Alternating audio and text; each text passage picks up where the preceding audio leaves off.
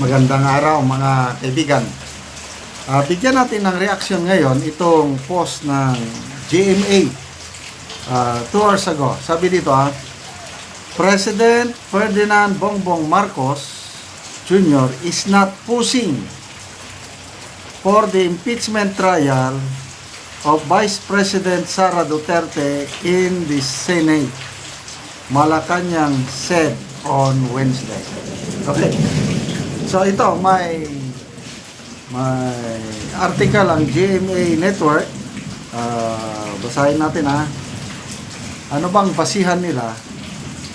Bakit sinasabi na hindi na itutuloy? Ganun ba yon? Is not pushing. O hindi na sila interesado ang palasyo. Okay. Right. During a press briefing, Palace Press Officer Undersecretary Attorney Claire Castro was asked if the administration is confident in pursuing the impeachment trial of Vice President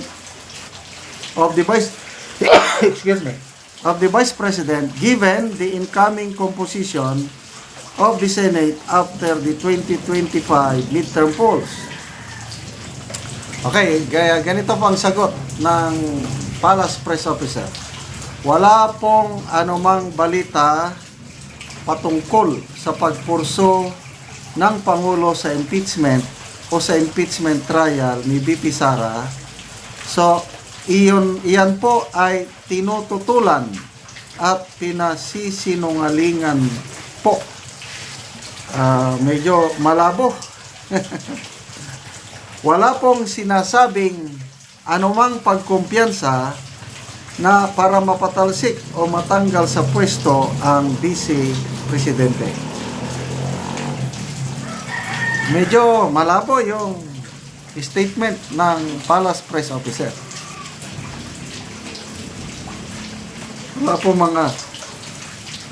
baka ganito, I'm sorry, wala akong narinig na salita ng Pangulo tungkol niyan. Di ba mas maliwanag sana yung ganon?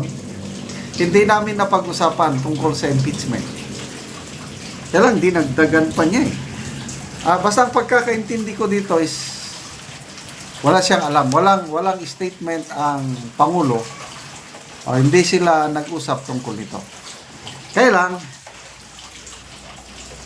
mas maganda, example, nag-usap sila, mas maganda kung hindi na sana itutuloy. Ano sa tingin nyo? Itutuloy kaya sa Senado ang impeachment trial?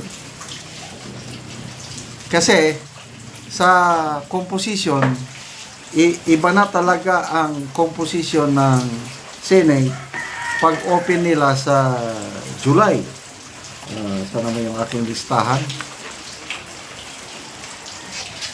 Sobrang dami na ang mga senador na aliado ni VP Sara or inaasahan na boboto sa acquittal ni VP Sara. Sa ngayon, itong mga nanalong senador, itong papasok, doon sa Iglesia ni Cristo na endorsement, 8 ang in-endorse nila. At alam naman ng lahat na ang pakay ng Iglesia ni Cristo hindi ma-impeach si VP Sara. Kaya, yung 8 in-endorse nila, I am very sure na ang usapan doon, pag manalo sila, hindi sila boboto ng conviction ni VP Sara. 7 ang nanalo. Si Bong Revilla lang ang natalo. So, meron ng 7 senador na kaalalay ni VP Sara sa kanyang impeachment. Siyam lang ang kailangan niya para manalo siya. So 2 na lang kulang. Saan siya kukuha ng 2? Yung mga nakaupo ngayon, yung carry over sa 20th Congress. O, sino-sino sila? Ang dami. O, unahin natin si Robin Padilla, President ng PDP Laban.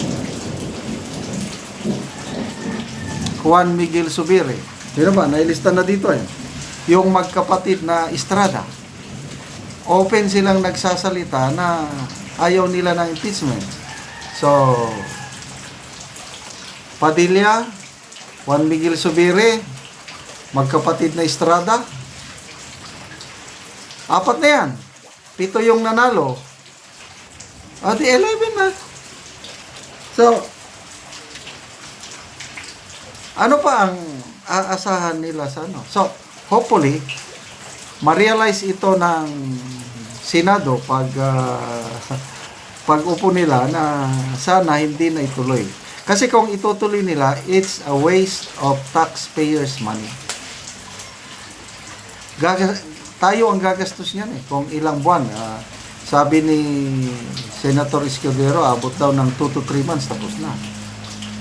Sayang yung 3 months na yan na ginagastusan natin sila na alam na naman natin na ang boto, ang impeachment kasi hindi naman judicial na hindi mo kailangan ng proof beyond reasonable doubt. Ang dito is political inclination kung kanino ka kakampi. Maraming kakampi ni Pipi Sara. Wag nang ituloy, di ba? So na-realize na ba ng palasyo? Na-realize na ba ng Pangulo na walang kahinatnan ang impeachment trial?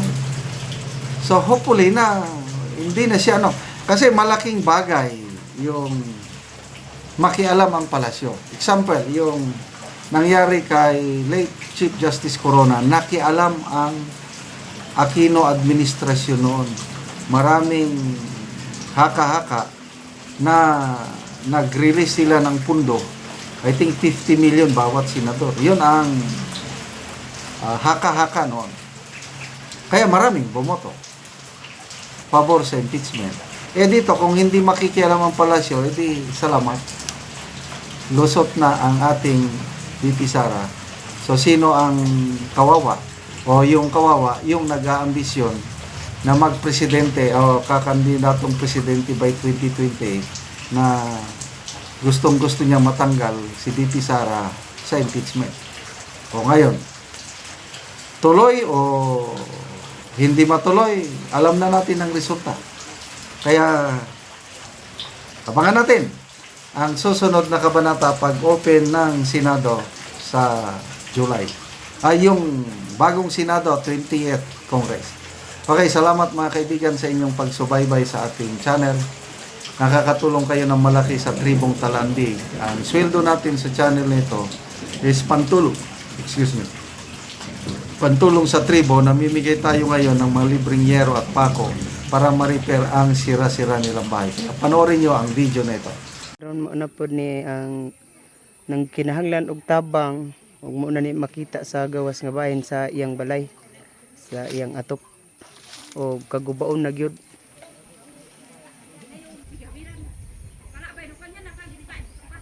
Ayo Dayon, maingod to. ito sa ang buslot sa among balay. Ano siya, mga dako na gid kayo. Bisi.